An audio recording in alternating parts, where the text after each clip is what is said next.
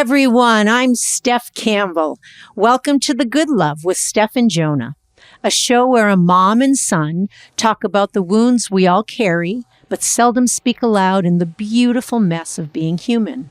In this week's episode, Jonah and I talk about our big move to Cali and how it is never too late to make a change, no matter your age or current role in life. In fact, change is necessary for life to keep on lifing. We encourage you listeners to take a look inside yourselves and see where you may be unconsciously afraid to ruffle feathers, or even more terrifying, lose the people you love if you step outside of your current belief system or role and dare to take on something that feels true inside of you. We then share personal stories of uncovering our own paths and the rigorous muscle work that has entailed. So, let's dive in. Sometimes you gotta fail, taste the ground, and rise again for the good love to come along. Hello, everyone. Hello, everyone. Welcome back to another episode of The Good Love. With Steph and Jonah. I'm Jonah. And I'm Steph. And we're coming at you from a whole new place. For those of you who are watching on video, if you can see, we're not in Kansas anymore.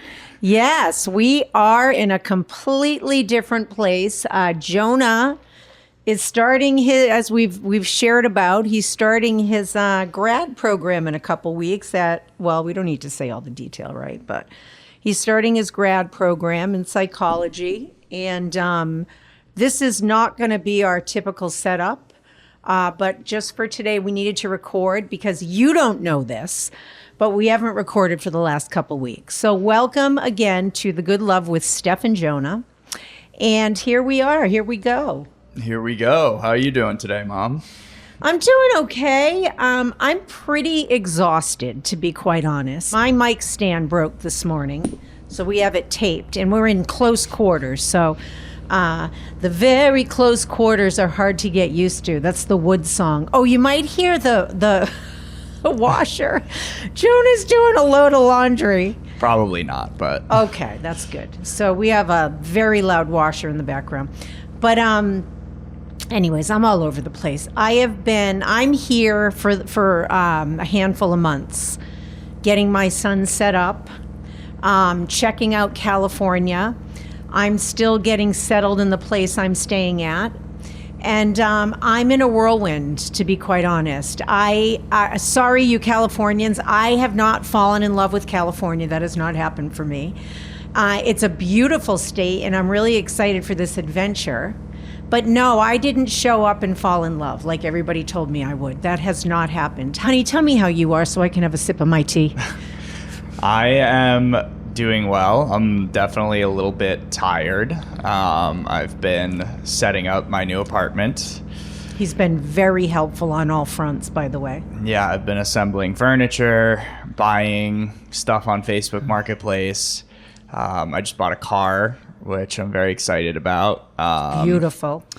And I've just sort of been getting acclimated to driving around the city. I'm starting to be able to drive around a little bit without navigation, which is nice. Oh, that's good. So yeah, just getting to know the neighborhoods and become oriented and figure out where everything is. I officially have 1 week until my orientation. Wow. Is that all? Yep. So you start in a week. You start school. I start on Monday, August 31st is my orientation. 9 to 5. So working 9 to 5, going to school 9 to 5. What? Yes, Dolly Parton. Thankfully, I won't be going to school 9 to 5 most days, but a couple days I will. I'll be going to school 9 to 4. 9 to 4. But yeah, it's been a big process. The logistics of the move were monumental. Oh my God. You can't even imagine. Those of you watching. Actually, are you done checking in about how you're doing? I mean, I'll let you riff and then I'll go back to where Okay. I was. I just wanted to say that this is a good place to also begin moving into our topic for the day because I can't put into words this cross country move. Moving is on the top 5 of all time stressful, ordeals in life. Yeah. So cross country moves, I would imagine, should have their own category. It's definitely compounded. It was pretty exponential, I would say. Yeah, it was. Some parts were quite smooth. Some parts were not smooth at all. And even the smooth parts were exhausting. So, Oh my God, yes. yeah, the amount of coordination that it took was large. Months and months. Yep. Planning. Or just 1 month. Not 1 month, but like not months and months. Well, we were planning Months, it. You know, it took a while to plan it. Yeah. But it is difficult to pack up everything that you own and move it 3,000 miles away. We pretty much went almost as far as you can go from one corner to the other in terms of north, south, and east, west. So it was a big ordeal, and there were some twists and turns. There were some companies that didn't do what they said they were going to do. There were God. some. We should talk about that today too. Let's not talk about it today. Let's wait for it to resolve, and then we'll talk about it. We can talk about that too. Okay. Okay. Another episode. Or off camera. Yeah. But yeah, some companies didn't do what they said they were going to do. Yeah. We had to hire some emergency services at some point, not like medical or police emergency services, but just like on very short notice, we had to hire some companies to help us out. We had friends help us out, which I was very grateful for. Lots of friends. Friends and family. Yep. And yeah, it was an ordeal. And I think by the time that we arrived here, we were pretty exhausted, and there was still a lot of work to be done, and there still is a lot of work to be done. So yeah, there is. It takes a long time to settle in.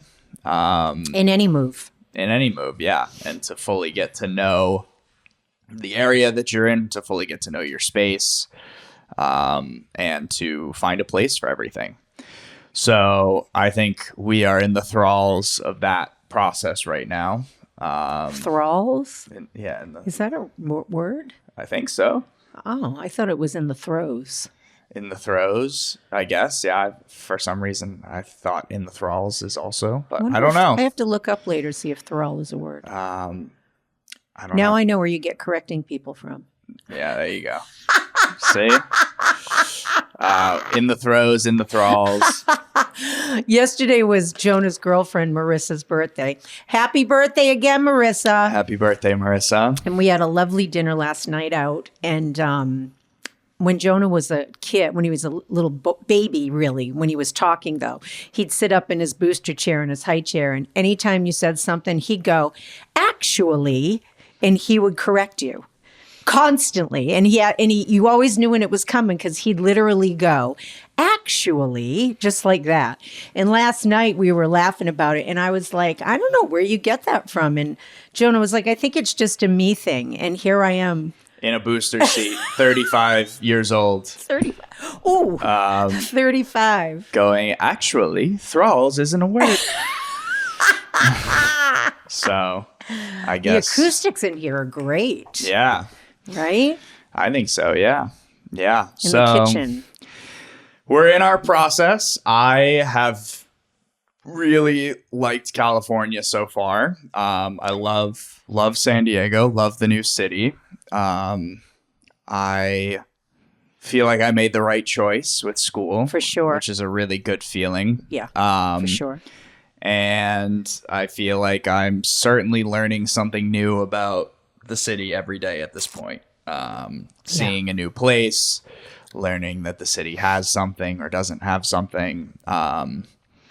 And we're we're actually right in the middle of a big heat wave here, which Unbelievable. is pretty rare for San Diego, but we're getting up close to the 90s.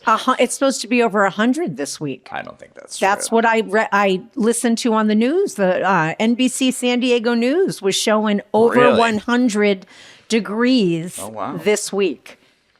So I guess we'll have to check the forecast. Sounds brutal. So here we are in the middle of a heat wave. which I'm kind of shocked about, because one of the things that I already miss about the Northeast is I'm a winter girl.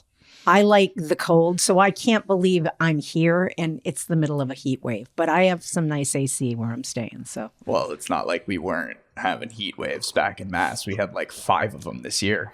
I know, it's true. So it's not like, you know, the grass is greener over there for the heat waves. It's more humid over there too. The grass is definitely greener over there because it's not dry. That's true, but we have succulents here. So we have cactuses.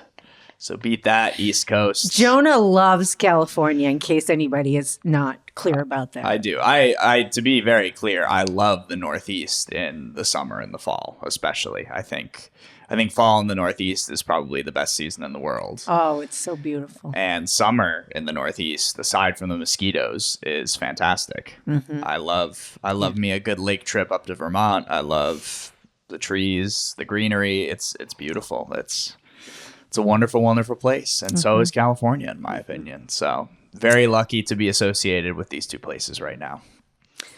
Well, should we slide in here? I think this is a good place. Today we're going to talk about how it's never too late to change your life. Never.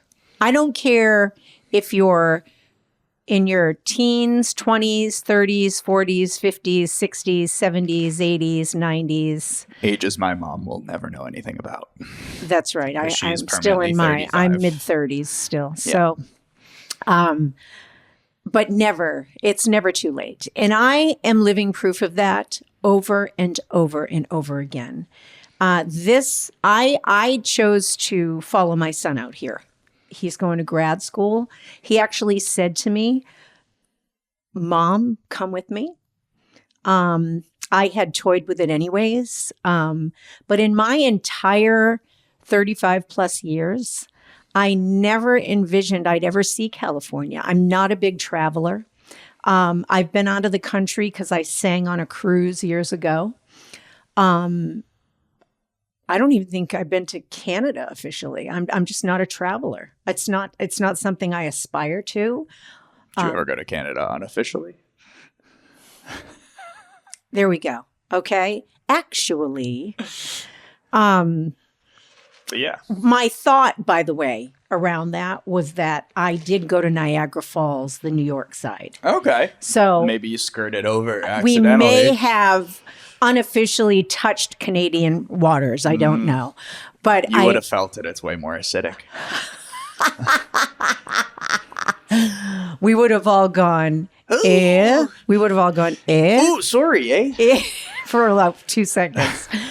But no, I'm not a big traveler. So the fact that I am in California right now, considering coming here for a good chunk of time, I'm still a Mass resident. I still have my Mass address. I still have my place out there. But I'm here for a handful of months, for as long as they'll let me do it, legally. And I will be making a decision over the next handful of months. Will I remain a Mass person? I had intended to come out here anyways to get my son set up. So I just decided to stay a little longer. And yeah, here we are. And I have to tell you, it is no joke. Everything okay? It is no joke. I have been, and remain, in a gamut of waves and feelings. This has not been easy. So I've had a handful of people who care very much about me. I hear from them and they're like, "Are you happy? Are you happy? Are you excited? Are you excited?" No. I am neither happy or excited all the time, but sometimes I am. And I don't see how it could be any different in life, because feelings are just feelings. They come and they go, and sometimes I believe them and sometimes I don't. And my life is not based on my feelings anymore.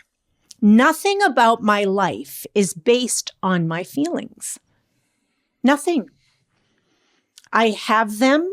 I sometimes believe them and will react. For instance, today we were trying to get set up and I needed to tape my mic and I couldn't undo it. And I started to react. I was very anxious, very perturbed. And I believed my feelings in those moments, and that life was against me, that nothing goes smoothly. It's going to be a rough day. But, there's many, many times right now that I'm not taking things personally.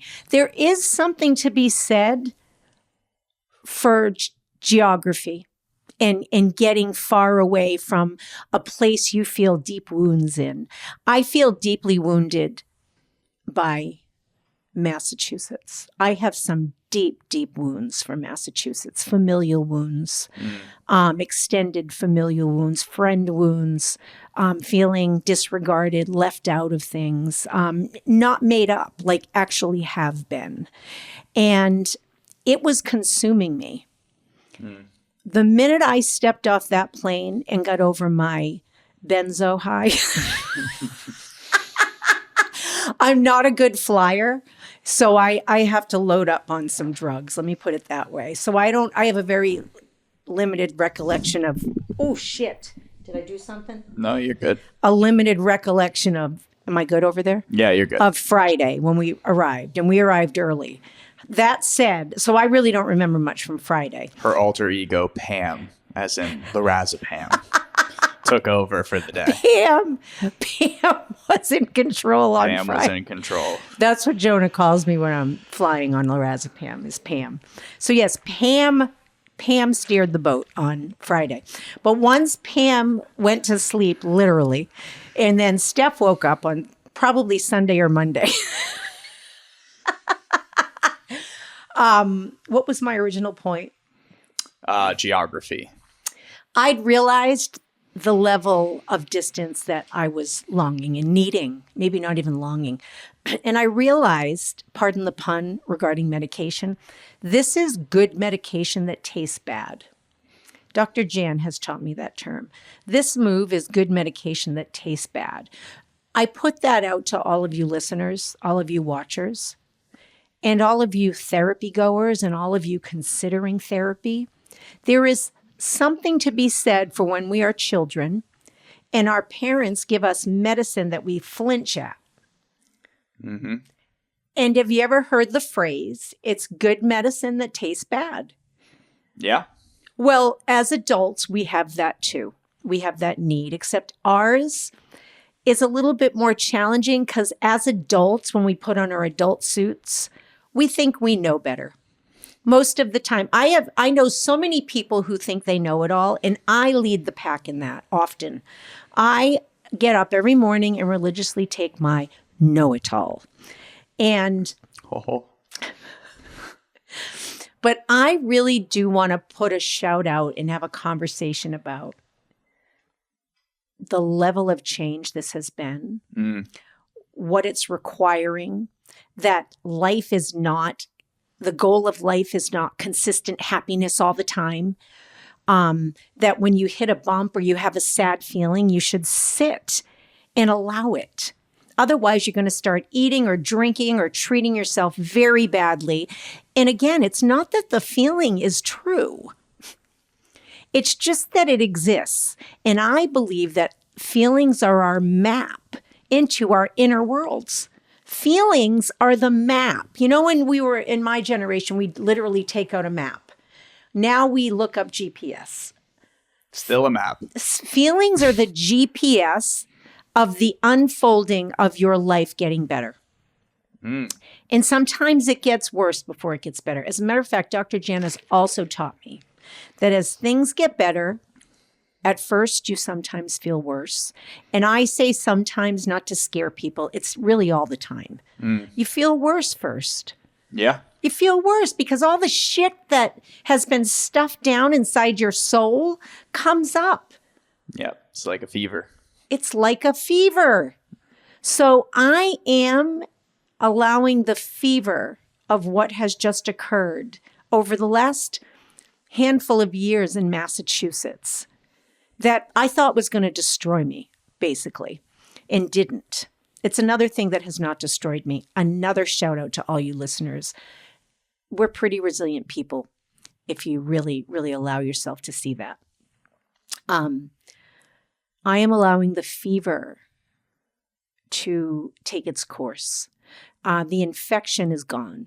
My antibiotic course is over. I no longer need antibiotics, but I do seem to have a fever spike up here and there again. Heat wave. Oh my God. Yeah. Boyfriend? Oh, now she's full Cali. Oh my God. All the leaves are dry, and the sky is gray, California. I just took the harmony line. Who's got the melody? I don't know, not me.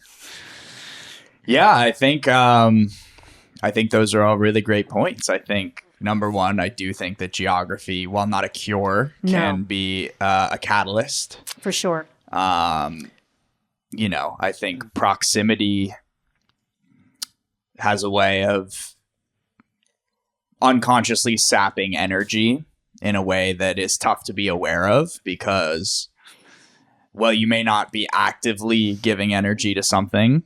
I think in your case, and we've talked about this, it was the staying available, staying close and staying available, constantly being ready, constantly wanting to be near. You mean for the people who kicked me out of their lives? Yeah. Is that the people who went like this? Yeah, like I think the way that the proximity affected you without you even like realizing, consciously giving energy to that was just by staying near, you were staying available. I did. I was waiting and available. And I think that tends to happen in any proximate situation. If you were seeing someone at work and it went badly and you're working with them every day, you are unconsciously giving energy to that situation simply by being around it because you think about it, you question the dynamic, you see that person a lot. There's not a lot that you can do. If you're in the same area as a trauma that's happened, you're constantly, what's the word I'm looking for? Re-exposed to it just by being near where it happened. So I think that distance can at least remove that re-exposure and allow you the opportunity to form new experiences and form new connections. Simply based on just not subjecting you to the triggers and, things that make you think about that situation. Yeah, it's kind of like if you got burned by a stove, right, or a flame or something. So let's say your arm was exposed to a flame by accident or whatever, and it needed to heal. Mm-hmm. Continuing to, let's say the flame, there was a fire pit. Continuing to put your arm over the flame is going to not let the wound heal. Yeah, heat in general is gonna.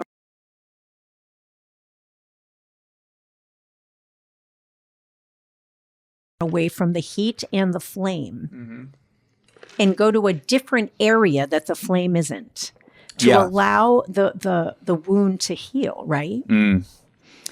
And I want to talk for a minute about what I've learned so far. For all you people out there, especially you Gen Xers or people closer to my age in their mid-30s. Ah, yes, the Gen Xers in their mid-30s. A very prevalent generation. Yes. So even the boomers, right? In their mid-40s. In their mid-40s. Those of you who think you're too old for a change, and Jonah, I do want to also talk to your generations, yours and lower and higher, because I also think that we're at different places in our life. And I think it's all valid. But I remember being in my 20s making changes. This is the first real big change. Well, really second or third, but and it feels very different than when I was in my early 20s, right? It feels very different. Yeah. Than when I was in my early 30s, and then my early to mid 30s, and then my mid 30s. It feels very different. And I really, really, really want to encourage those of you who listen to us that it's not too late for you. I'm not talking about a compulsive, spontaneous move or decision. And if that, maybe that's right for you. I'm talking about just knowing it's an option. It's an option. And anyways, I do have more to say about it, but I want to let you talk a little bit about what this change, what you've learned from choosing California, choosing USD, because you were going to originally we were looking between ECU in North Carolina and LaSalle in Philly. And I was all ready to go East Coast bound. That one I would have packed and moved for. This one's been a little different, but Jonah went through a process with his change.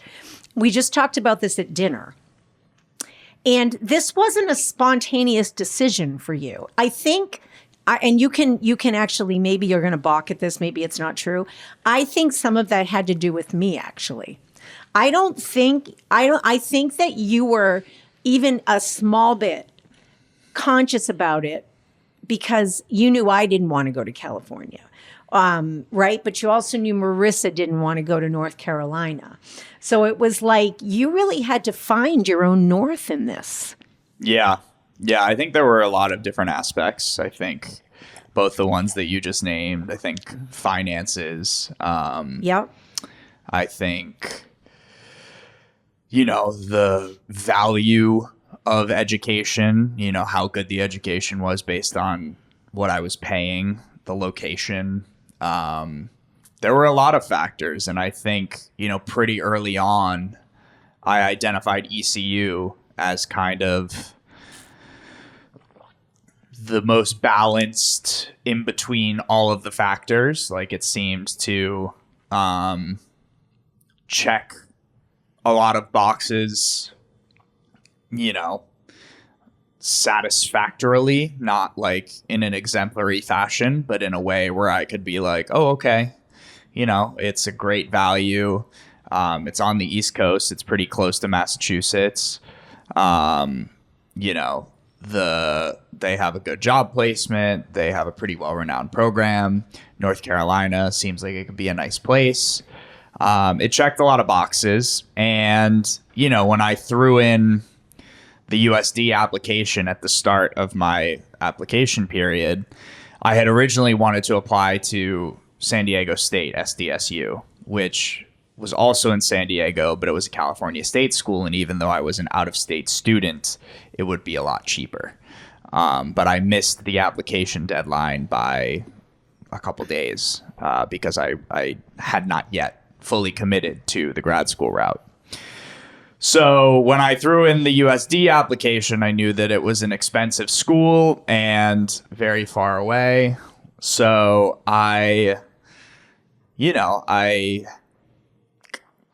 to call it a reach school feels not like the right descriptor because I had a feeling that I would probably get in, but it felt like a reach school in the sense of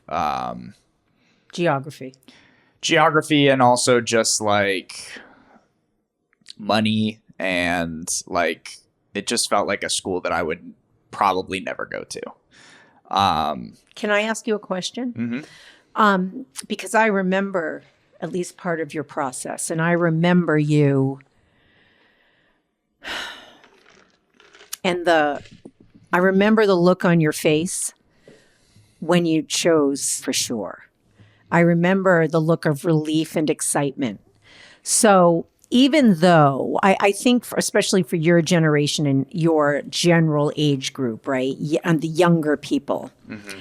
I think it would be really good to hear about, for me anyways, and hopefully our listeners, what it was like for you when you finally made that decision. Because I remember, like you said, all the boxes were checked, but I remember seeing this lightness. Yeah. For me, there was a lot of aspects to consider, and USD was never really in contention. And towards the end of the process, it was the last interview that I had. I was pretty sure that I wasn't going to get into it. So when I found out that I got in, I was very excited, but it still was not a possibility really in my mind. And, I visited ECU, I visited LaSalle. I didn't have the opportunity to visit California, but I knew, the more I thought about it, the more I really wanted to go. It was in the city that I wanted to be in, and it felt like the place that would be best for me. But I had to get over the money part, and I had to get over the relocating to the West Coast part.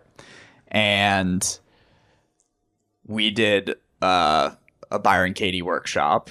Well, not a workshop. We just did we did the questions, and you don't even have to talk about that part, but unless you want to. But yeah, I had to break down the beliefs that I had that were preventing me from considering San Diego as a possibility. The main ones were the money and the fact that it was the West Coast and that it was far away from Massachusetts and far away from home and far away from you. And you're right. Once I made that decision, it was feeling like the right decision for a while at that point, but I hadn't allowed myself to accept that I had made the decision, essentially, I knew it was the right choice. And to get over the money part, I had to break down my belief that it would be a waste of money to pay more money for an education when there was a more affordable option on the table. And from the relocation standpoint, I had to break down the belief that the people in my life would not be okay if I moved that far away. And once I took those two things, which really, other than the money choice, was not really in my control, and just let those be out of my control, and decide that making an investment in my future was worth it, and that to the people in my life would be there for me and love me no matter what decision I made, you were right. I felt an immense amount of relief. Yeah, and that was beautifully said. And, I want to really also bring home with that the reason Jonah brought up the Byron Katie work that he did is because belief systems really do wreak havoc when we're not allowing ourselves to sort of see them and question them and be with them. They wreak havoc. So, Jonah's got a great, beautiful way of really breaking down logistics and logic. But what gets lost in logic sometimes is what you said at the end, actually. You said it really wasn't like the choice was already inside of you. The answer was already there. But to get to that truth, he really did a beautiful job questioning your beliefs and really looking at what was true. And I just remember when you made that decision, the lightness that I saw kind of come over your face, and you kind of breathed. Yeah, it was a very acute instance of just letting my truth become the truth. Yes. And so for people your age, what would you say to them? People who can feel in their belly that they've made a decision or they're about to, and it's just quite not feeling, there's something just out of place for it, right? Yeah. It could work and all the boxes are checked. Yeah. What would you say to young adults your age? I think that it was very clear that I had the answer, and I just had to allow the answer to be the answer. But in order to allow that to happen, I had to deal with all of the resistance that was happening inside of me that wouldn't let what I knew to be the correct choice be the correct choice. And if you are feeling that internal conflict, you are either going to let that conflict win or you are going to work through it and not let it win. And the only way to not let it win is to face it head on and question its validity and see where it comes from and see why you believe it and decide if you're going to let it be true or not. Yeah. Conflict is not a bad thing. Conflict is actually a very helpful, it's essentially like a quality assurance process. It, you know, if something is feeling out of alignment, you trace it back to where it feels out of alignment, and then you go there and you deal with it, and it's going to suck and it's going to be uncomfortable and potentially painful, and it might warp your whole reality for a little bit.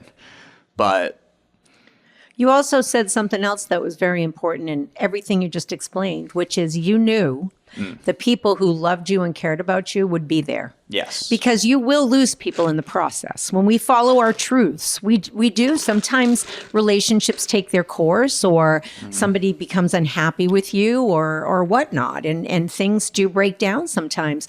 But you said, I knew, I had to remember and get to the place in me that knew yeah, the people who loved me and cared about me most would in fact support me and be there. yeah, Right? Mm-hmm. So, we don't want to cover that fact. We Yeah. don't want to make it all peaches and cream. It is a bumpy road sometimes. yeah, And especially, I think, young adults your age, in your general age area, even older, but really your age. I think another good point is that you're going to have to sift out what your family wants for you and what you want. You're going to want your mom and dad, or your adopted mom or dad, or your aunt who raised you, or whoever raised you, right? They're going to think they know what's best for you. I do that with Jonah still. And they don't. They may have some really good pearls of wisdom for you. Really, really good. But you are the one who has to make the decision. You are the one in your belly and your gut that's going to know what feels right and what isn't. And that's sometimes an arm wrestling process as well. Would you agree? yeah, For yeah. your age. And I think that also with how quickly the world is growing and changing these days, like culturally, families are changing very quickly. Like a lot of people are moving from the East Coast to the West Coast, or the West Coast to the East Coast now. 50 years ago, it happened, but it did not happen at the same rate that it does now. People are traveling further and further away. Flights are more common and less expensive. It's changing how families function and stick together or separate. And so I think there can be a big generational gap there too, because like, I think 50 years ago, I think families pretty much always stuck together. It was, it was not common for, if it was a big deal if someone decided to go study in another country. Well, Mansfield is a great example of that. Yeah. Wouldn't you agree? Where I grew up. Yeah. It's a great example of Absolutely. Most small towns, like you operate where you're from, and but now there's just so much access to other places that I think it makes sense that sometimes you can feel differently than your parents, because your parents grew up in a world where it was not quite as available. It was still absolutely available, but it just wasn't done as commonly as it is now, where people, when I applied to college, I looked at schools in the Midwest. I looked at schools on the West Coast. I ultimately stayed close to home, but people study abroad all the time now. Well, do you remember the conversation you had with me as well when Jonah went to UMass Amherst, and you actually had You actually had a conversation with me before you chose it. And you told me that one of your concerns was that you being so, I was living in Western Mass at the time, you being so close, I was going to expect you to come home for celebrations and family stuff. And in order for you to choose this school, you needed to know that I was going to respect that you were at college and couldn't always do that. And while the insides of my belly burned, I said, absolutely, absolutely. So I think that speaks to what you're saying, that you have to establish that boundary, whether you're close or far away. And I think that it's very healthy for kids to leave home. I think that's what we gear them up to do. Go do your thing. And if you do a good job, they'll want to come back too, and keep the parental child bond strong. Yes, for sure. I would like to speak a little bit to my generation. Please How are we do. doing for time? Good. Yeah. What do we have left about? We're 40 minutes in. Okay, good. So we really pushed it this week. So we're trying to, I can't say his name because then he'll think he has to edit. AG. Our lovely producer. I promised him we'd get him this by a certain time, East Coast time. So I'm keeping a strong eye on the time this morning. Anyways, but I think what I would like to say is what I'm learning so far from this move. I'm learning as I let my fever take its course and watch my behavior and my belief systems unravel before my eyes. I never realized how fiercely I wanted people I grew up with and the people from home to love me, to the point that I've kept my mouth shut about things that I'm not going to anymore. And I don't have anything specific in mind, but politically is one of them. I have been very careful because I have a lot of people who think very differently than me. And one of the reasons I did that was because I was very committed to the bonds and the being and belonging and the, making sure everything was intact. And what I've learned from this move is I have been left out all over the place. I don't, my family of origin and I have not spoken in close to 5 years. And, I won't get into that on this podcast, but it was a rough demise. And, I had lots of people say to me, we don't take sides. And then proceeded to leave me out of several things, and not leave them out. So in our little hometown, they got invited to a lot of things and I wouldn't. And I understand actually the concept. I understand it might have been awkward or right or, whatever. I really get that. But, without even a conversation, it was just me. And I literally, the way that Nani grew, the way that my mother, God rest her soul, love my mother, rough upbringing herself, and she had one, and also being schizoaffective. Her family would just stop talking to each other for years and years and years. Really, they get mad at each other and they take sides, and right, and it's continued. That's how this family deals with things, and what I have found so eye-opening for myself in this process is the level of left out I have felt, the punishment that sort of follows a fallout like this indirectly. Nobody means to do that. No one is intentionally. Sometimes people just don't want to talk about things. But regardless of how you look at it, I have been left out of several things. And I think what I've learned in this move, when the last big one just happened, right? And it was shocking to watch. And Dr. Jan actually said to me last week, what this move is going to do for you is it's going to help you to stop having to be sad and upset over what you get left out of. You're going to be able to stop going, oh my God, they went, but I didn't. They knew, but I didn't. She said, and that's you don't have to put that fire out anymore. You're far, far, far away from it. So the last big hurrah of that just happened. And when I'd heard about it, it was like a massive sucker punch in the gut, right? And I realized, though, this is the phoenix rising. This is the, what do you call it when the barn burned down? Now I can see the moon. So it's like when you see the lesson in something.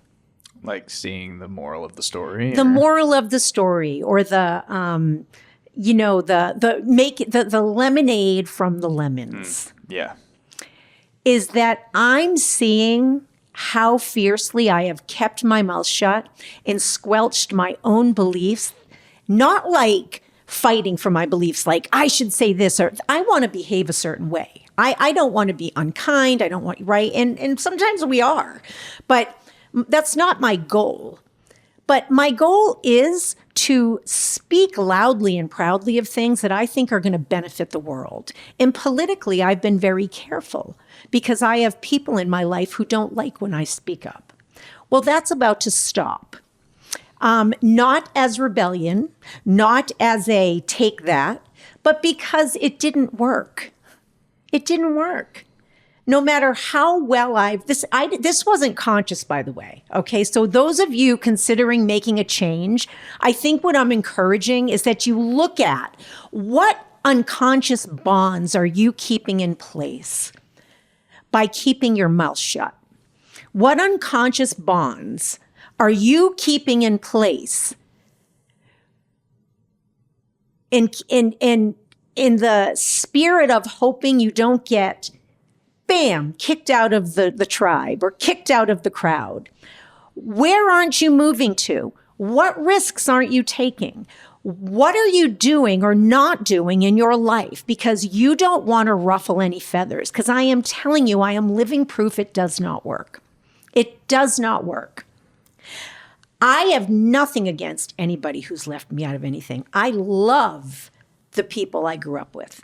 I love the family I grew up with. I love the family who doesn't speak to me anymore. But where this medicine is working is I'm not willing to cover my own voice or who I am anymore.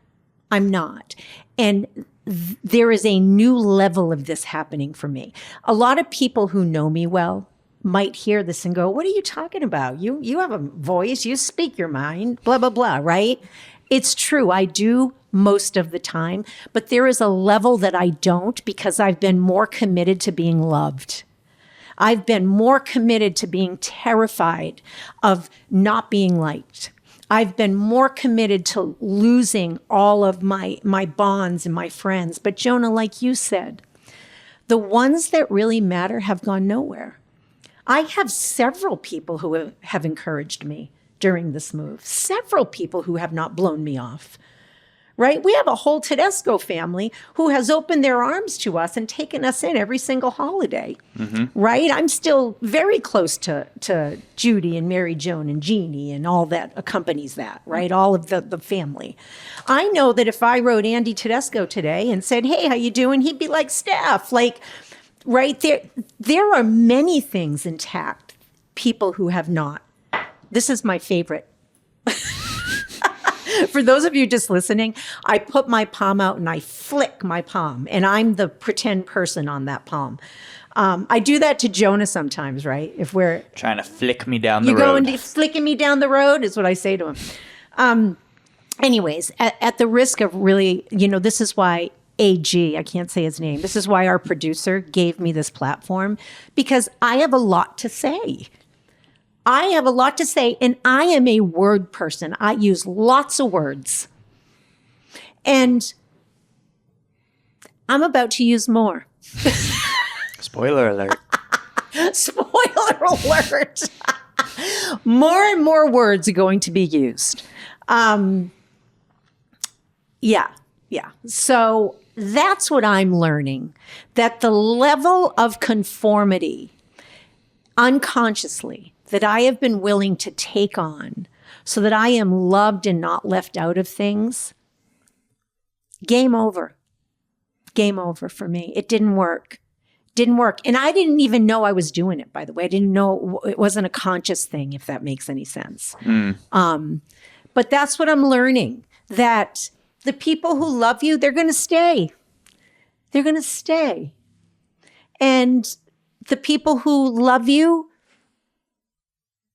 conditionally aren't. Amen. Amen. Was that well said? Very, yeah. Without being shitty or, my goal is never to shit on people or say, bring up names or say terrible things. I was trying to use it as an example of what's growing me like a flower. I was going to say weed, but like a beautiful flower in bloom internally. Yeah. Yeah. Unconditional love. You don't need to jump through hoops for it. And it doesn't mean there's no conflict in unconditional love. Right. You got to work through shit and bumps sometimes. But it means that the love persists through the conflict. Amen. It will be there. And you know that. Yeah. And you know it's not going anywhere. And if they don't want you for who you are, they don't deserve you. That's right. That's right. And, for those of you listening, I think I want to say this last piece.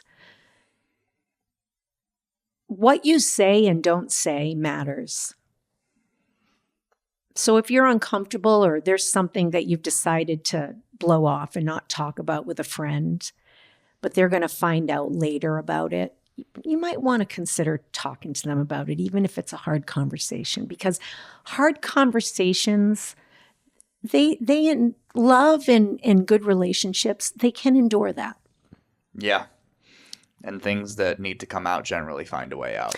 Things that need to come out find a way out. Whether in a good way or not. Yeah. People are going to find out about things for sure.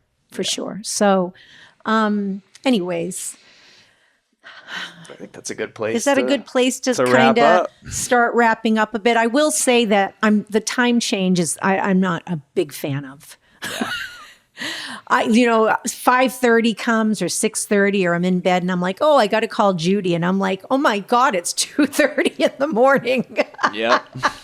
Or not really, but like, oh my God, it's midnight there, Yeah. Or in the morning here when I awake, I'm like, my God, people are already into their day on the East Coast. I don't like that. I like being first. I liked being the first one up. Yeah. On the East Coast and knowing that, I've got a few hours on the West Coast. I really did. Yeah. Not a big fan of the time change. And jet lag, even though it was only a few hours, I did get it. It's real. It's real. It's real. I couldn't keep my eyes open for the first 5 days past 9:30 at night. And I kept waking up at 4:30 in the morning. It was terrible. It'll get you. It'll get you. Mm-hmm. Anything else we need to say? Well, we're here. We're in California, and all the leaves are brown, and the sky is gray, California now on a winter's day, I got the melody. Beautiful. Thank you. Well, thank you for listening to another episode of The Good Love with Steph and Jonah. I'm still Jonah. And I'm still Steph. And we will see you guys next week. Oh, shoot. You know what? Shout out to Leah, Ralph, Genevieve, Christian, and Chris. I had dinner with them before I left. And we had a whole conversation about the podcast and what was going to come up in the podcast. Not this week, guys. But stay tuned, okay? I've jotted some notes about that dinner conversation. So breadcrumbs. All right, guys. All right. Don't forget to subscribe, and follow us on Instagram, social media, YouTube, Spotify, and we'll see you guys next week for another episode. Until next time, love, love, love, love, love, love, love. Signing off.